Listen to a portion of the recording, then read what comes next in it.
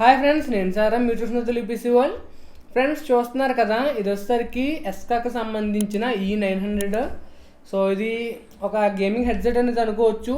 నేను ఏదైతే రేజర్కి సంబంధించిన గేమింగ్ హెడ్సెట్ అన్బాక్సింగ్ చేశానో అందులో ఎక్కువ మంది ఇది కూడా బడ్జెట్ హెడ్సెట్ కదన్నా, ఎస్కా 900ని అన్బాక్సింగ్ చేసి చూపించండి, E900ని అన్బాక్స్ చేసి చూపించండి. సో ఒక 2000 రూపీస్ లోపు వస్తుంది కాబట్టి దాని యొక్క పర్ఫార్మెన్స్ ఎలా ఉంది సో నాకు చెప్పండి అని చెప్పేసి కొంతమంది కామెంట్ సెక్షన్లో అయితే అడిగారు. సో బాక్స్ మీద చూసుకున్నారు అనుకోండి, బాక్స్ మీద మనకి ఫస్ట్ వచ్చేసరికి 24 months వారంటీని అయితే రాశారు. అంటే మీకు 2 years వారంటీ వస్తుంది అనేది చెప్తున్నారు. గేమింగ్ హెడ్సెట్ అని రాశారు. సో నేను తీసుకున్నది వచ్చేసరికి పర్పుల్ కలర్ మోడల్ అయితే తీసుకున్నాను. సో మనకి ఏమేమి సపోర్ట్ చేస్తాయో కింద వీళ్ళైతే మెన్షన్ చేస్తారు. PS4 అని, Xbox One S లేకపోతే 1X అని, అలాగే నింటెండో స్విచ్కి PC కూడా సపోర్ట్ చేస్తుందని అయితే రాశారు. సో చెక్ చేస్తాను.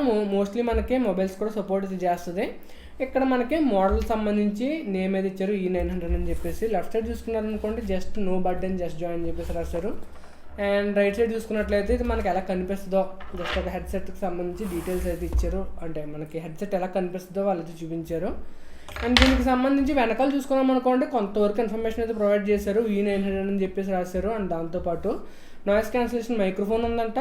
స్టీరియో సౌండ్కి సపోర్ట్ చేస్తుంటున్నారు. స్టీరియో వేరు, 7.1 సరౌండ్ వేరు. సో మోస్ట్లీ స్టీరియో అంటే మనకి డైరెక్షనల్ ఆడియో అంతవరకు లైక్ రేజర్ ఏదైతే ఉందో రేజర్కి సమానమైన సౌండ్ క్వాలిటీని అయితే ఎక్స్పెక్ట్ చేయలేము అనుకుంటున్నాను. ఎనీవేస్ నేను ఒకసారి టెస్ట్ చేస్తాను, ఫుల్ రివ్యూలో మీకు కంప్లీట్గా చెప్తాను. సో మనకి హెడ్సెట్ దీనికి సంబంధించి డ్రైవర్స్ వచ్చేసరికి 50mm అని, సెన్సిటివిటీ ఇవన్నీ కూడా వీళ్ళైతే ప్రొవైడ్ చేశారు. అలాగే మనకి ఫ్రీక్వెన్సీ రేంజ్ని కూడా ఎక్కడైతే ఇచ్చారు.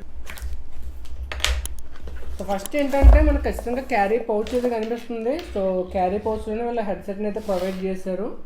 సో దీన్ని నేను పక్కకి అయితే పెడతాను. సో రిమైనింగ్ అన్నీ కూడా వెళ్ళి ఒక ప్లాస్టిక్ కవర్లో ప్రొవైడ్ చేశారు. సో ఇందులో ఏమున్నాయో చూద్దాం.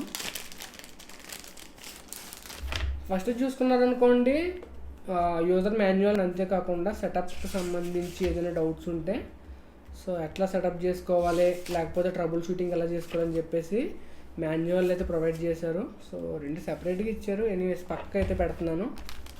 అండ్ నెక్స్ట్ చూసుకున్నారనుకోండి, నెక్స్ట్ వచ్చేసరికి ఒక మైక్రోఫోన్ అయితే ఇచ్చారు. కొంతవరకు మనకు బెనిఫిట్ ఏంటంటే ఇది detachable microphone. So detachable microphone అంటే మనకు అవసరం ఉన్నప్పుడు కనెక్ట్ చేసుకోవచ్చు, అవసరం లేకపోతే రిమూవ్ చేసుకుని పక్కన అయితే పెట్టుకోవచ్చు. అండ్ ఫైనల్గా చూసుకున్నాం అనుకోండి, ఫైనల్గా వెళ్ళో ఒక స్ప్లిట్టర్ని అయితే ఇచ్చారు. పౌచ్ క్వాలిటీ అయితే బాగుంది. సో ఈ పౌచ్ని కూడా నేను పక్కన అయితే పెడుతున్నాను. ఫైనల్గా మనం చూడాల్సింది హెడ్సెట్. సో మనకి హెడ్సెట్ ఎలాగైతే ఉంది, లెఫ్ట్కి రైట్కి వాళ్ళు మెన్షన్ అయితే చేశారు. ఇటు సైడ్ రైట్ అని, అలాగే ఇటు సైడ్ లెఫ్ట్ అని చెప్పేసి మెన్షన్ చేశారు. మనం కావాలనుకుంటే కనుక మనం ఈ హెడ్సెట్కి సంబంధించిన అడ్జస్ట్మెంట్స్ అయితే చేసుకోవచ్చు. బాగా ఎక్కువ అయితే అవ్వలేదు, జస్ట్ కొంచెం కొద్దిగా అడ్జస్ట్మెంట్ అయితే చేసుకోవచ్చు. ఇందులో మనకి 50mm డ్రైవర్స్ ఉంటాయి. సో వాళ్ళు చెప్పినట్టే 50mm డ్రైవర్స్ అంటే మీకు ఆడియో క్వాలిటీ బాగుంటుందని అయితే నేను అనుకుంటున్నాను. జనరల్గా మనకి ఎక్కువ హెడ్సెట్స్లో 40mm డ్రైవర్స్ అనేది యూజ్ చేస్తారు. ఎక్కువ శాతం మీరు 40mm హెడ్సెట్స్ అనేది ఎక్కువ చూస్తూ ఉంటారు. సో కంప్లీట్గా మనం ఎంతవరకు అయితే అడ్జస్ట్ చేసుకోవచ్చు. అండ్ హెడ్సెట్ పెట్టుకుని చూపిస్తాను, ఒకసారి చూడండి ఎలా ఉందో, ఒకసారి చెప్పండి మీరే. ఓకే, నాయిస్ ఐసోలేషన్ అయితే ఉంది. బట్ మనకి రేజర్ హెడ్సెట్ ఏదైతే ఉందో దాన్ని కంపారిజన్ అయితే అసలు చేయకూడదు. దానికి దీనికి చాలా డిఫరెన్స్ అయితే ఉంది. అండ్ కంఫర్ట్ విషయంలో కూడా డెఫినెట్గా డిఫరెన్స్ అయితే తెలుస్తుంది. మీకు రేజర్కి సంబంధించిన హెడ్సెట్ అనేది కొంతవరకు కంఫర్ట్ విషయంలో కూడా చాలా బాగుంది.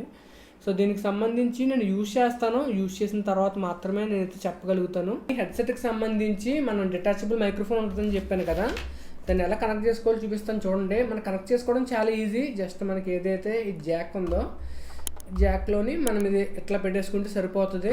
అవసరం లేదు మనకు మైక్రోఫోన్తో నీడ్ లేదు అని అనుకుంటే మాత్రం జస్ట్ మీరు ఇలాగా మైక్రోఫోన్ని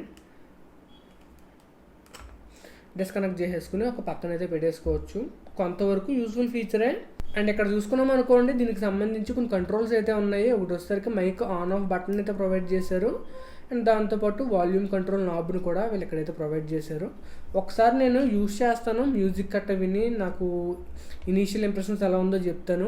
ఇనీషియల్ ఇంప్రెషన్స్ ఏంటంటే BGMI అయితే నేను ఆడాను. BGMI ఆడినప్పుడు నాకు ఏమనిపించిందంటే డైరెక్షనల్ ఆడియో అనేది కేవలం స్టీరియోకి మాత్రమే లిమిటెడ్. మనకి 3D సరౌండ్ ఆడియో అయితే మాత్రం ఖచ్చితంగా తెలియట్లేదు. సో కంప్లీట్గా యూజ్ చేస్తాను. కంప్లీట్గా యూజ్ చేసిన తర్వాత ఇంకేమనిపించింది అనేది చెప్తాను. అండ్ దాంతోపాటు మ్యూజిక్ గురించి మాట్లాడుకున్నాం అనుకోండి, మ్యూజిక్ ప్లేబ్యాక్ లేకపోతే సాంగ్స్ వినడానికి మాత్రం ఈ హెడ్సెట్ అనేది కొంతవరకు బాగుంది. సో అది కూడా నేను కంప్లీట్గా యూజ్ చేసి మ్యూజిక్ ఎలా అనిపించిందో కూడా చెప్తాను. అండ్ నాకు అన్నిటికంటే ఫస్ట్ ఇది ఏమనిపిస్తుంది అంటే ప్రాబ్లము కంఫర్ట్ విషయంలో మాత్రం మీరు రేజర్తో అయితే కంపేర్ చేయొద్దు. Razer Black Shark V2 headset యొక్క కంఫర్ట్ అనేది దీంతో పోల్చుకున్నట్లయితే చాలా బాగుంది. బట్ దాని యొక్క ప్రైస్ మీకు ఇంకా ఒక 3000 రూపీస్ 3500 రూపీస్ ఎక్స్ట్రా అయితే ఉంటుంది. జనరల్గా ఈ ప్రైజెస్ అనేవి చేంజ్ అవుతూ ఉంటాయి. నాకు ఏమనిపించింది అనేది మీకు కంప్లీట్గా ఒక ఫుల్ రివ్యూ అయితే పోస్ట్ చేస్తాను. ఆ రివ్యూ కోసం మన ఛానల్ ఫాలో అవ్వండి, సబ్స్క్రైబ్ చేసుకోండి. సో ఇది ఫ్రెండ్స్ ఈరోజు వీడియో అయితే మీకు నచ్చింది అనుకుంటున్నాను. నచ్చితే కనుక లైక్ చేయండి, షేర్ చేయండి, సబ్స్క్రైబ్ చేసుకోండి. నేను సారామ్ సైనింగ్ ఆఫ్ గైస్, బాయ్.